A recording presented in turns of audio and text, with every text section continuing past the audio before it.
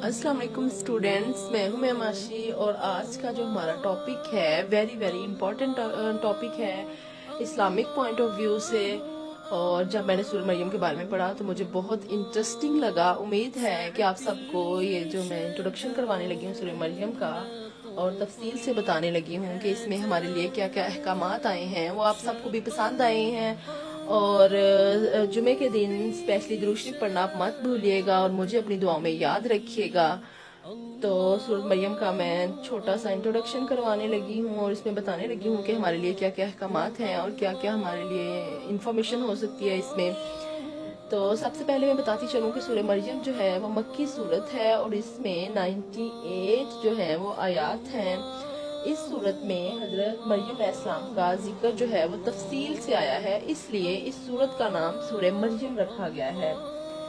और ये सूरत जो है वो इस जमाने में नाजिल हुई जब मुशरिकीन मक्का ने मुसलमानों पर जो है वो जुल्म और सितम की इंतहा कर दी थी। और इस मौका पर हजरत मोहम्मद रसूलुल्लाह ने सहाबा को हिबशा की तरफ हिजरत करने का हुक्म दिया था। इसके अलावा जो है वो इस सूरत में अल्लाह ताला की वहदानियत का जिक्र है। और वहदानियत से मुराद कि अल्लाह ताला सिर्फ एक है, उनका कोई बेटा नहीं है। और इसके अलावा जो है और अल्लाह का कोई शरीक नहीं है। इसके बाद फिर 7 अंबिया का जिक्र है और जिसमें बताया गया है कि किसी नबी की मौजज़ाना पैदाइश जो है वो इसको अल्लाह या अल्लाह का बेटा नहीं बनाती है। और इसके बाद जो आखिरी 3 रकू है उसमें हमारे लिए क़यामत का अहवाल बयान फरमाया है। उसमें यह बताया है कि इस दिन अल्लाह ताला के नेक बंदों को मेहमान बनाकर लाया जाएगा, जबकि मुजरमों को प्यासे जानवरों की तरह हांक कर दोज़ख में ले जाया जाएगा। इसलिए अल्लाह ताला से दुआ करनी चाहिए कि अल्लाह ताला हमें नेक अमाल जो है उनको करने की तौफीक अता फरमाए और हमें शैतानी रस्तों से महफूज फरमाए। इसके अलावा इस सूरत का अगर मैं तफसील से आपसे बयान करूं तो जो पूरा वाकया हुआ था जब ये सूरत नाजिल हुई थी तो इसमें जो है वो हिजरत हिबशा का जो टॉपिक है वो वेरी इंपॉर्टेंट टॉपिक है इसमें कि ये वाकया कैसे रूनमा हुआ था और कब सूरह मरियम जो है वो नबी पाक सल्लल्लाहु अलैहि वसल्लम पर नाजिल हुई थी। और जो हिबशा है वो दरअसल बरआज़म अफ्रीका का एक मुल्क था। जब हजरत मोहम्मद सल्लल्लाहु अलैहि वसल्लम ने नबुव्वत का ऐलान फरमाया था तो वहाँ एक असाई हुक्मरान था जिसका लक़ब नजाशी था। नजाशी बहुत रहम दिल और आदिल बादशाह था और वो किसी पर जुल्म नहीं करता था। नजाशी जो है वो रहम दिल भी था और जुल्म नहीं करता था, इसलिए आप सल्लम जो थे वो मक्का से हिजरत करके हिबशा की तरफ रवाना हो गए। मक्का मुकरमा में सहाबा पर जो जुल्म हो रहा था उसकी वजह से, तो ऐसे सख्त हालात में मुसलमानों के लिए मक्का में जो गुजर बसर करना था वो मुश्किल होता जा रहा था। इसलिए आप सल्लम जो आप खातमुन नबीयीन सल्लम हैं वो अल्लाह ताला के हुक्म से मुसलमानों को हिबशा की तरफ हिजरत करने की उन्होंने इजाजत दे दी। इसके बाद हजरत मोहम्मद रसूलुल्लाह सल्लम की इजाजत से 11 मर्दों और 4 खवातीन ने हिबशा की तरफ हिजरत की। और हिजरत करने वालों में हजरत उस्मान गनी और आपकी ज़ौजा मोहतरमा हजरत रुकैया रज़ियल्लाहु तआला अन्हा भी शामिल थी। यह हिबशा की तरफ पहली हिजरत थी और ये नबुव्वत का 5वां साल था। और जब मुसलमान अमन की तलाश में हिबशा की तरफ पहुंचे, लेकिन मक्का मुकरमा का जो काफिर थे उनसे ये बात बर्दाश्त ना हो सकी और वो चाहते थे कि मुसलमान जो हैं वो कहीं भी चैन और सुकून से ना रहे। उन्होंने तोहफे देकर अपने कुछ लोगों को नजाशी के पास भेजा। इन लोगों ने वहां कीमती तोहफे पेश किए और नजाशी से कहा कि हमारे इलाके से चंद नासमझ लोग भाग कर यहाँ आ गए हैं। उन्होंने अपने बाप दादा का दीन छोड़ दिया है और नया दीन इख्तियार कर लिया है। वो आपके दीन के खिलाफ हैं, आप इनको हमारे हवाले कर दें। जब नजाशी ने ये बात सुनी तो उन्होंने मुसलमान जो थे उनको अपने दरबार में बुलवाया और उनसे कुछ सवालात भी पूछे। और फिर नजाशी के सवालात के जवाब में हजरत जाफर बिन अबी तालिब ने जो नजाशी के दरबार में बड़ी पुरअसरार तकरीर की थी। ये जो तकरीर है ये बहुत अच्छे अल्फाज हैं इनके, इसलिए इस तकरीर पे गौर कीजिएगा। उसमें जो है हजरत जाफर बिन अबी तालिब ने ये फरमाया था, ए बादशाह, हम लोग जाहिल थे, बुतों की पूजा करते थे, मुर्दार खाते थे, गुनाहों के आदी थे और पड़ोसियों का हक भी मारते थे। जो ताकतवर होता था वो कमजोर पर जुल्म ढाता था। हम ऐसी ही हालत में थे जब अल्लाह ताला ने हम पर करम फरमाया। देखें इसमें جو اسلام سے پہلے زمانہ جاہلیت تھا، اس صورت مطلب حضرت جعفر نے جو تقریر کی تھی اس میں وہ سارے واقعات بیان فرمائے گئے ہیں کہ اسلام سے پہلے جو لوگ تھے وہ کیا کیا کرتے تھے، طاقتور جو تھے وہ کمزوروں پر ظلم کرتے تھے، اور یہ بہت بڑا مطلب آپ سمجھ لے گناہ ہے، اس سے کبھی بھی آپ آگے نہیں جا سکتے کہیں بھی۔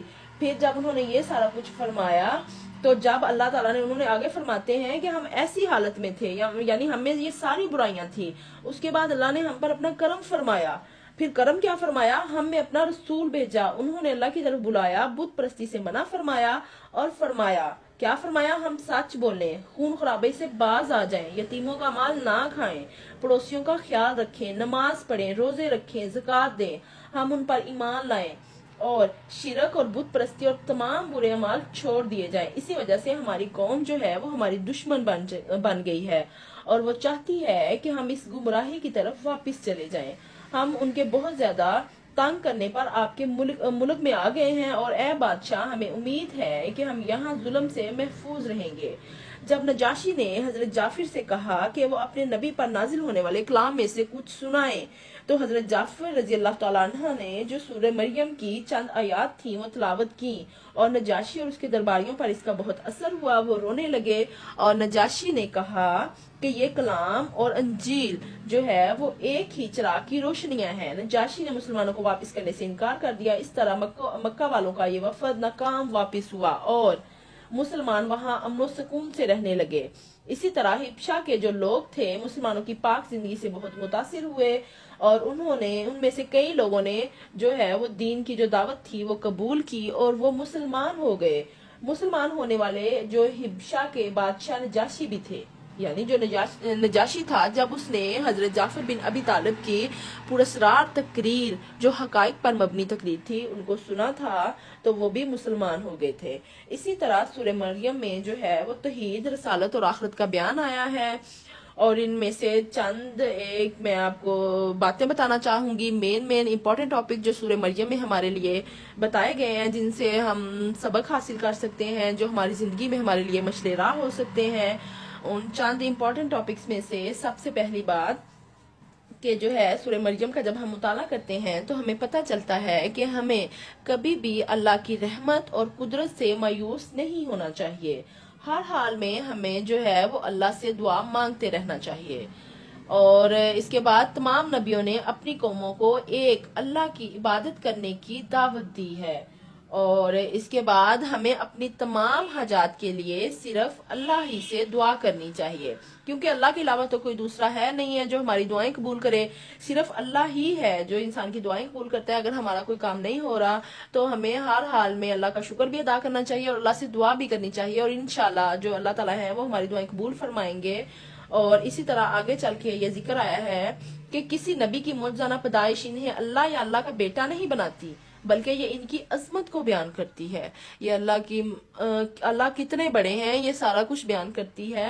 معجزانہ جو پیدائش ہے، جو عیسائیوں کا عقیدہ ہے، تو استغفر اللہ نعوذ باللہ کہ حضرت عیسیٰ علیہ السلام اللہ کے بیٹے ہیں، ایسا کچھ بھی نہیں ہے۔ اس لیے یہ ہمیں سارے حقائق کا پتہ چلتا ہے، اور آگے چل کر ہمیں یہ بھی بتایا گیا ہے کہ ہمیں اپنے والدین کے ساتھ نیک سلوک کرنا چاہیے، اور اس لیے کرنا چاہیے کیونکہ یہ انبیاء کرام علیہ السلام کا طریقہ ہے، اور اس کے علاوہ ہمیں اپنے جو بڑوں کو نہایت ادب اور احترام سے نیکی کی دعوت دینی چاہیے، اور ہمیں انہیں برے کاموں سے روکنا چاہیے، اور ہمیں وعدہ پورا کرنا چاہیے، کیونکہ یہ انبیاء علیہ السلام کی جو نیک لوگ ہیں یہ ان کی صفت ہے۔